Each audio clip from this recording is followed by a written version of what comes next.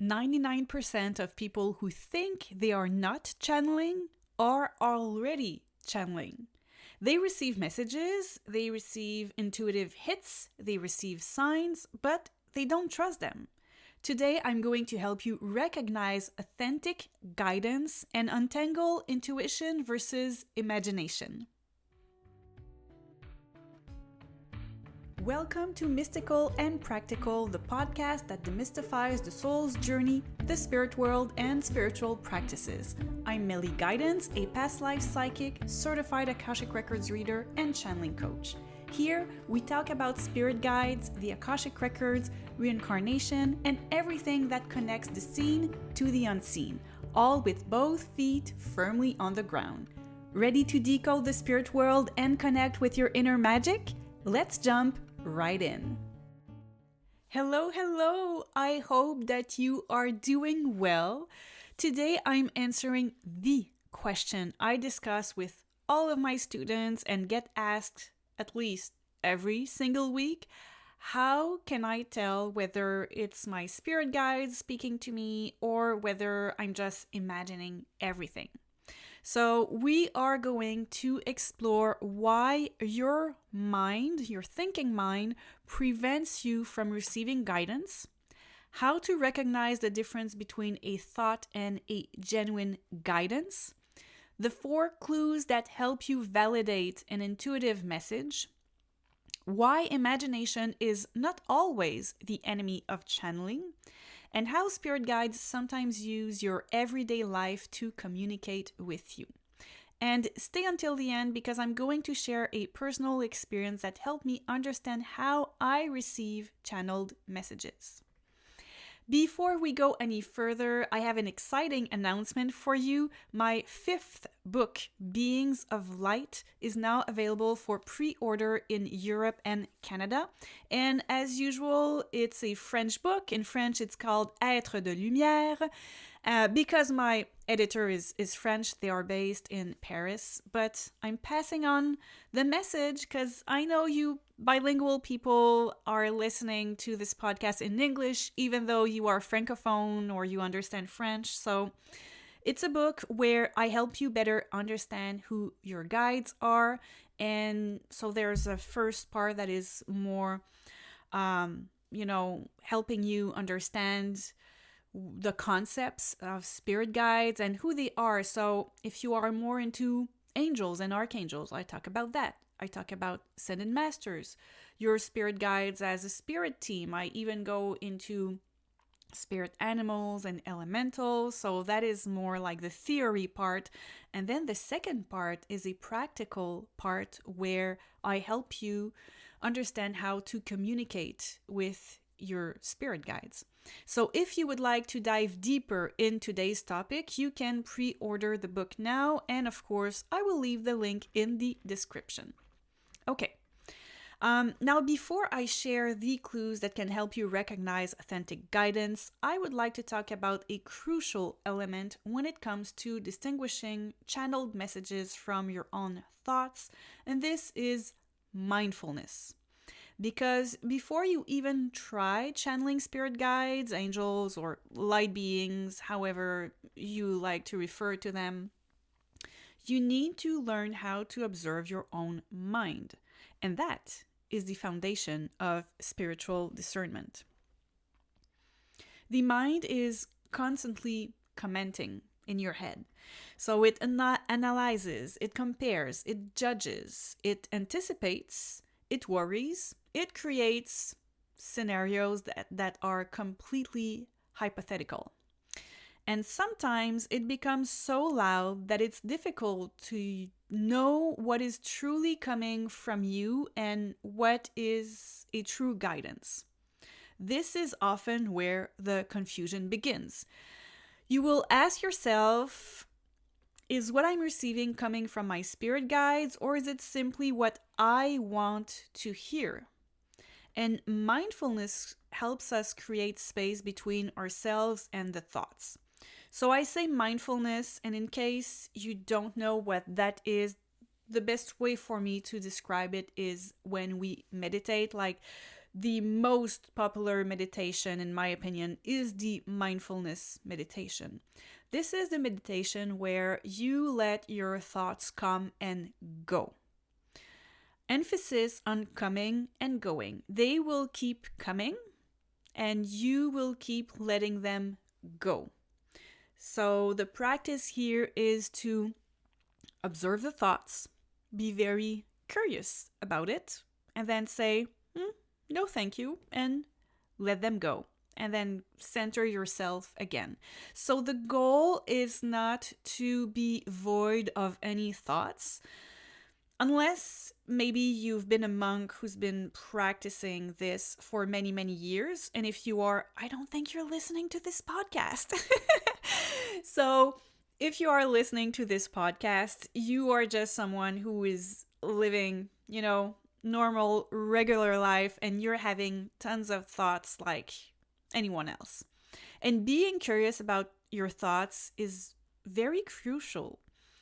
Being curious and then letting them go. For me, I observe my thoughts and I notice a pattern. Oftentimes, I notice that in my thoughts, I'm either planning, basically what I want to do in my business, or I am explaining or teaching. And I realize that I have a lot of thoughts about things that I'm really passionate about. And I always want to expand and do more, and that excites me. And that's good, but I need to be fully in the present moment. And that is mindfulness, practicing yourself coming back to the present moment. Because personally, I plan a lot when I'm meditating and thoughts come.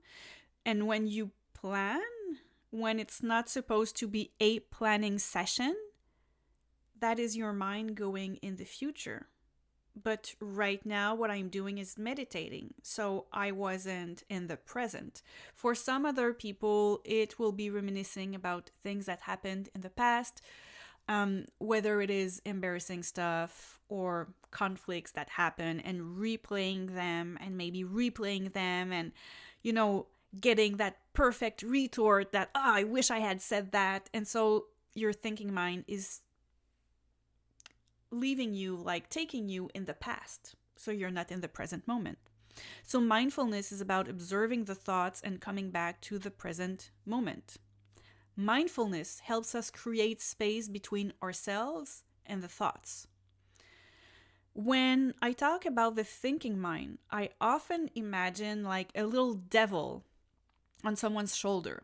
And in cartoons, we oftentimes see like there's a little devil on his shoulder and then there's a little angel on the other shoulder. And if you wish, we can compare that to the little devil being the ego and the angel being your spirit team. And so there is yourself, there are your thoughts, and there are the spirit guides. So if you are watching this, I am showing you like yourself, your thoughts, your spirit guides. If you take your thoughts or your ego, your thinking mind, and you are putting them aside, then look at this. Look at this channel that has nothing in the way between you and your spirit guide's guidance. So when we learn to observe what's happening inside of us without immediately believing everything that passes through our minds, all the thoughts, all the mental noise, this is very helpful. And this is how I use the word ego to refer to the mind, the thinking mind. The ego feeds you negative thoughts. It wants to keep you stuck in the past or worrying about a potential future event. It makes everything dramatic. It convinces you that you're always the victim, or on the contrary, it whispers that you're the best and that everyone else is wrong.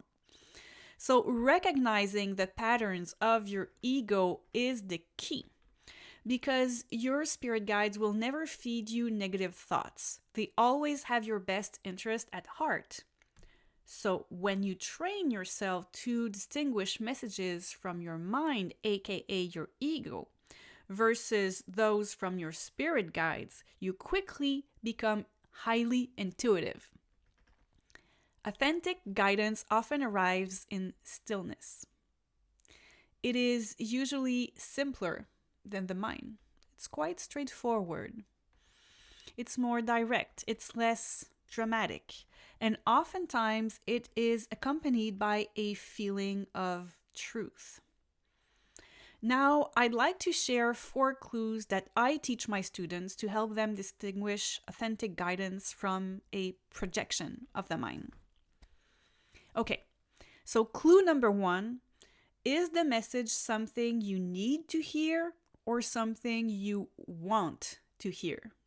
Now, this one can be confronting because your ego loves giving you exactly the answer that you hope to receive.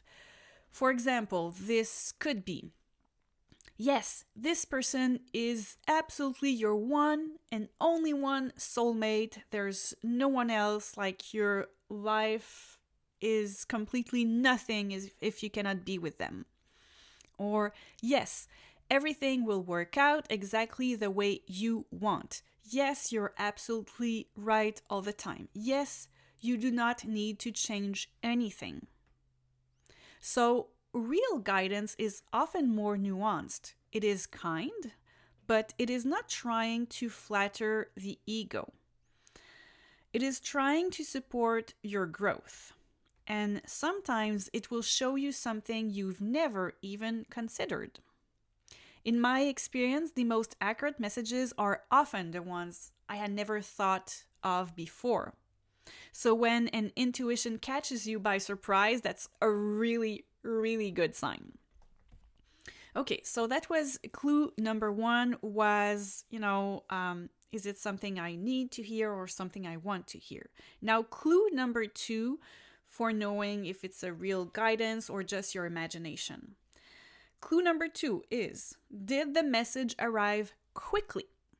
Because very often guidance arrives before analysis. It's an image, it's a sentence, it's a feeling, an impression that comes to you suddenly, all at once.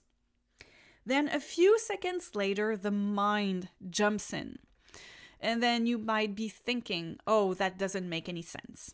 I probably made that up. Why would my guides say that? So the first flash, the very first nanosecond is often the guidance. And then that 10-minute story that follows is often the mind. And I'd like to give you an example of something that just happened to me 2 days ago. And I think I will make a reel about it. So maybe that reel has already, been online and you've seen it. But a few days ago, I was looking for my earbuds. My husband was visiting family and friends, and we often do FaceTimes, and I would rather much have those earbuds. So I know he's going to call, and I want those. I cannot find them. I look everywhere in the house. I cannot find them. So I do the little trick and ask the spirit guides to help me. So I first call Archangel Chamuel because he's known to help people find lost objects. And then I call in my spirit guides. I do this very quickly, by the way. It's just like I was really pissed. I couldn't find my earbuds. I sat down and I went, okay, Archangel Chamuel, my spirit guides, I'm looking for my earbuds. And I even kind of show them, look, I've got the case. They're not in it. I'm looking for these ones specifically. Where are they in the house? Please help me. And I close my eyes and I open what I call my mental screen. So I'm just looking via my third eye.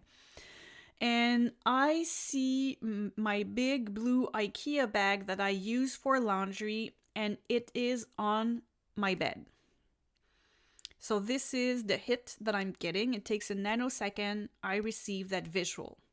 Then my mind comes in and I say, this makes absolutely no sense. This is impossible because my laundry is still in the dryer.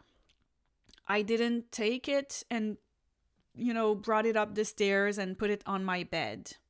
So that's not possible. Like, my earbuds cannot be at that place because the bag is not there. So I humor my spirit guides. I go downstairs in the laundry room and I think maybe it's on the dryer or something. I look around, cannot find my earbuds. Okay. Might as well just take the clothes out of the dryer because I'm there. So I take the clothes, put them in my big blue IKEA bag. This is not an ad for IKEA, by the way. They are not paying me at all to tell this story. Just happen to have this bag like so many of us have them. They're great bags. Thinking of it, IKEA, if you're listening to this, I'm willing to do ads for you. So back to my story. I take my bag of clean clothes. I go into my room. I deposit the bag on my bed. And what is right next to the IKEA bag? My earbuds, of course. My earbuds are white and they were white on a white bedspread. So I'm like, oh, the spirit guides were right. And also, time is fluid. Time doesn't move at the exact pace on the earth plane and on the astral plane. Astral plane is much more quicker. So for them, they were like, I think they already saw that I would bring the laundry up, and or they thought, well, the big blue bag will make a contrast and she will see the earbuds because I couldn't see them because it was white on white. So all this to say that the first nanosecond, I got the right answer. They showed me the bed. And the bed was the answer. You will find your earbuds on the bed. But then after that nanosecond, my mind came in and I was like, it cannot be on the bed because the big bag is not there. And also, I had gone into my room to look for the earbuds. But had I trusted them immediately and went first into my room and took a good look at the bed, I would have found my earbuds. So that was my little story. Moving on to clue number 3 in figuring out if your message is from your spirit team or you're just imagining everything. Ask yourself, how does your body respond? The mind speaks primarily through the head. The guidance often comes through the body. You may feel a release. You may feel an opening in your chest. We call that space the heart space. It's where the heart chakra is. So an opening in your heart space. You may feel a sense of calm, a feeling of alignment. And you may feel that even when the message might be a bit confronting, because a message can be difficult to hear sometimes. We're getting tough love from our spirit guides sometimes. So it may not be what you want to hear, but it's what you need to hear, and it's tough love. And even though it's tough love, you get this sense of calm and alignment that, yeah, this rings deeply true. So this is clue number 3. You feel it in your body and you get a sense of calm and alignment. Clue number 4, your spirit guides sometimes use your imagination to communicate. And this is something that creates tremendous amount of confusion. Many people think that if an image reminds them of a movie, a TV show, a book, or a personal experience, then it cannot be a real message. Yet spirit guides often use our own internal library. And this is because a picture is worth 1,000 words. For example, imagine you've been working the same job for several years. Deep down, you know something is no longer aligned. You feel like you should leave, launch maybe your own project, or explore another path. But every time you think about it, fear kicks in. You wonder whether you're making a big mistake and you postpone the decision. Then, during a meditation, so you meditate and at the end, you ask your spirit guides for guidance about this and you suddenly receive an image of Frodo from Lord of the Rings. So if you don't know anything about Lord of the Rings, Frodo is a hobbit. He is the main character and he has to go on a quest to destroy a magic ring. So all he knows is that he needs to go from point A to point B to get rid of the ring, but he doesn't really know what's going to happen between point A and B. So if you receive a flash of Frodo from Lord of the Rings, you might say to yourself, well, come on, I just watched that movie and I made that thought up. But in reality, the spirit guides are using that image and that character that you know so well because they know you will immediately understand in a second what they mean. Now, Frodo doesn't have all the answers. He doesn't know exactly how the journey will end. He simply knows he has to take the first step. And suddenly you understand that the image isn't really about Frodo, it's about you. It shows you that you may be waiting until you have every guarantee before moving forward, while your soul is simply asking you to take the next step. That image serves a symbolic shortcut to deliver a message your mind will instantly understand. Now, guides do this often. They use movies, songs, memories, people you know, or situations already present in your world to quickly communicate information. So when you receive a familiar image during meditation, don't immediately ask yourself, oh, did I make this image up? Instead, ask yourself, oh, what is this image trying to show me? What is it trying to tell me? So now that you understand that the spirit guides use elements of your everyday life and things you love to communicate messages through your intuition, do you realize that an intuition you dismissed may actually have been a real message? I'll let you think about it while I have my little sip of herbal tea. It is my classic. It is my mint tea. So if you realize that you may have overlooked channel messages in the past, I invite you to share it in the comments because it would very well help other people who have dismissed guidance maybe the same way that you did realize that, oh, they actually got an intuitive hit. So far, I have talked about receiving messages through image flashes, which is clairvoyance. But there are other ways spirit guides communicate as well. And I will tell you a story from my early days of channeling to help you understand this. So at the time, I desperately wanted to know my soul age. So if you don't know what soul ages are, I invite you to listen to episode 4 of the podcast to know more on this topic. So I thought I would receive the answer in the form of a big number appearing before my eyes. So I meditated and I asked my spirit guides. I thought it's either a number that, my eyes are closed and I'm looking at the darkness behind my eyes and I'm going to see a big, big number. Or maybe I'll just hear a voice in my head really loud or even in my room directly telling me the number. So maybe I will hear 8, number 8. So you see, I was very attached to a spectacular manifestation, something straight out of Hollywood. And on top of that, I already had a preconceived idea of the answer. So in my mind, I couldn't possibly be a very old soul. I was convinced I had to be somewhere around level 6. So I am using the 10 soul levels from Ainsley MacLeod, and I had bought the book and was following the instruction to know where I was at. And the book, by the way, is actually called The Instruction by Ainsley MacLeod.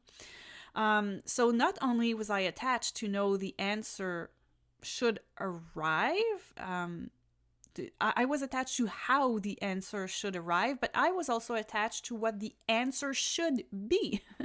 I was completely blocking myself from receiving anything else, a bit unconsciously. And I was blocking myself from getting a more nuanced answer. And eventually, I started getting a better idea of my soul age while taking a course with Ainsley MacLeod on the subject. So at that time, he had a membership, and once or twice a month, I think once a month, we had a masterclass on the subject of the month. And at one point, he explained that most people who think they are at level 6 are actually level 9 or 10. And suddenly, I felt a huge shiver move through my entire body, accompanied by a deep feeling sense of yes inside of me. Now, I didn't see a number. I didn't hear a voice. I didn't even receive the answer in the way I expected. But I did receive the answer. And that's when I understood something important. If I put my thinking mind aside, if I stopped trying to control how the message had to arrive, and instead allowed sensations to guide me, the answer could simply download into me. That day, I received a genuine intuitive message. And in fact, the message arrived through two different clairs. It arrived through Clairsentience, which was through the shivers, the physical sensation, and through claircognizance, who is also called clair-knowing. And that came through that inner certainty I could not explain rationally, through that download of information, that yes. And I think many people miss their messages for exactly the same reason. They are waiting for a dramatic, spectacular manifestation, when guidance is often much more subtle than that. It's already there. It simply doesn't always take the form that we expect.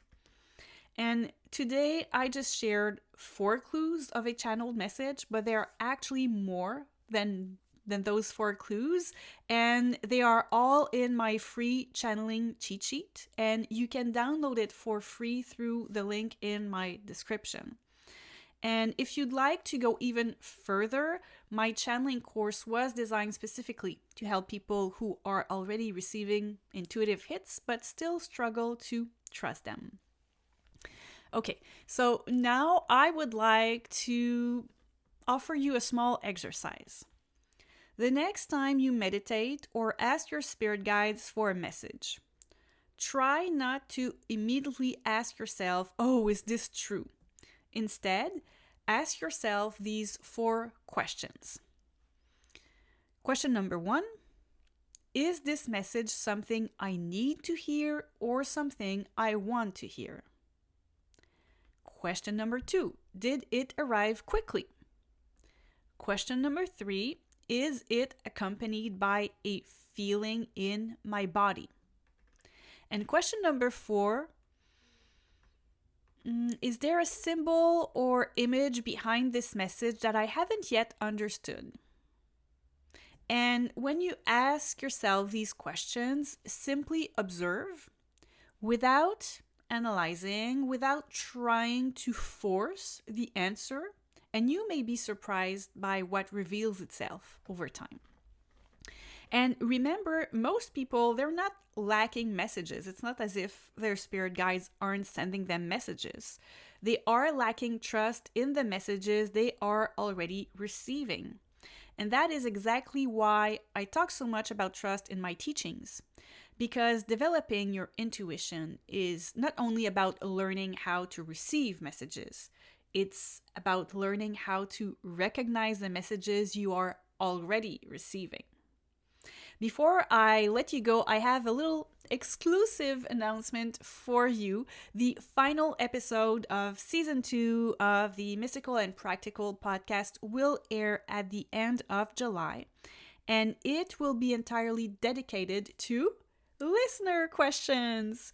So if you have a question about spirituality, spirit guides, past lives, soul ages, channeling, synchronicities, or any other topic I discuss on the podcast, you can leave it in the comments on Spotify or YouTube, or you can also send it to me by email at melly.guidance@gmail.com. I may not be able to answer every question, but I will select several of them for the final episode of the season. So if there's a question that has been on your mind for a while, now is the time to send it. And here we go. We've already reached the end of this episode.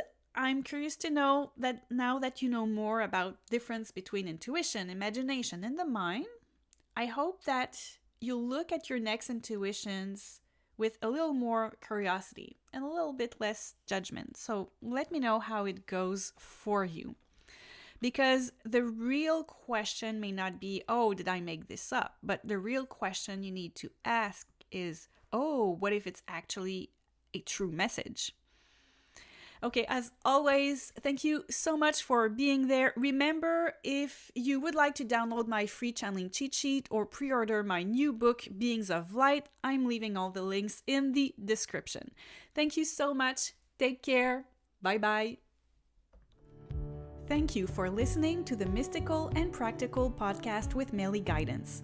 If this episode spoke to you, please subscribe to the channel and leave some stars, a thumbs up, or a comment. It truly helps to share the podcast with other old souls seeking a deeper understanding of the spirit world. If you're interested in getting an Akashic Records reading, a tarot reading, or joining one of my online courses, you will find all the details at mellyguidance.com. This podcast was edited by plcm.ca and the original music was composed by record.bandcamp.com. Until next time, remember, we are all souls having a human experience and we can all be mystical and practical.